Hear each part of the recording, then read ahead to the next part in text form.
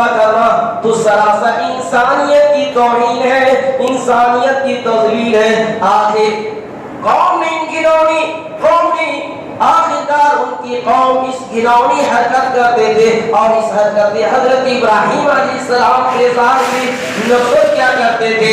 آخرکار اپنی طبیعت کے تقاضوں سے مجبور ہو کر ایک دن اپنے باپ سے اور اپنی قوم سے سوال ہی کر ڈالا، اے میرے باپ، اے قوم کے لوگوں، جن چیزوں کی تم بے جان پتھروں کی پوجا کرتے ہو، پرستش کرتے ہو، مجاور بن کر بیٹھ جاتے ہو، عبادت میں مشغول ہو جاتے ہو، ذرا بتاؤ، ہمیں بھی بتاؤ اس سے فائدہ کیا ہے؟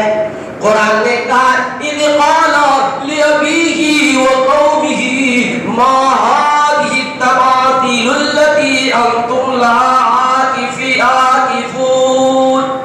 حضرت ابراہیم علیہ السلام نے اپنے باپ اور اپنے قوم سے کہا، پوچھا، ما هذه التماثيل، یہ تماثیل کیا ہے، یہ مجسمہ کیا ہے، یہ بت کیا ہے، یعنی جن کو تم سجدہ کرتے ہو، جن کے پاس تم مجاور بن کر بیٹھ جاتے ہو، ان کا فائدہ کیا ہے؟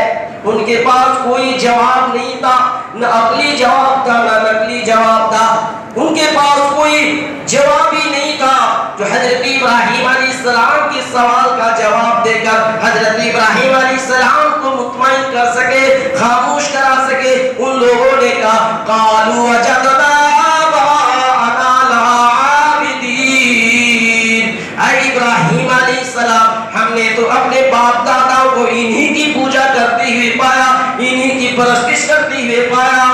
حضرت ابراہیم علیہ السلام نے فرمایا، لقد كنتم أنتم وآباؤكم في ضلال مبين۔ دیکھو، تم اور تمہارے باپ دادا، تمہارے آبا و اجداد سری گمراہی میں پڑے ہوئے ہیں، گمراہ لوگ، تم بھی گمراہ ہو اور تمہارے آبا و اجداد بھی گمراہ ہیں۔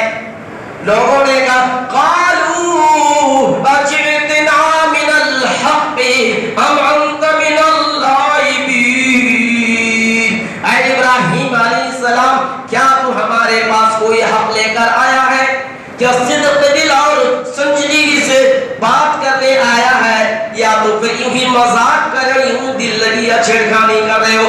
حضرت ابراہیم علیہ السلام نے اعلان کیا، قال بل ربکم رب السماوات والارض الذی فطرہن، سنو، تمہارا رب تو وہ ہے، تمہارے آبا و اجداد کا رب تو وہ ہے جو آسمانوں کا رب ہے، جو زمینوں کا رب ہے، جن چیزوں کو پیدا کیا، جو آسمانوں کو پیدا کیا، زمینوں کو پیدا کیا، یہ تمہارا رب ہے اور میرا بھی رب ہے۔ میں اسی بات کی، میں شاہد اسی بات کی، وَأَنَا لَذَلِكُم مِّنَ الشَّاهِدِينَ، اور میں اسی بات کی گواہی دیتا ہوں۔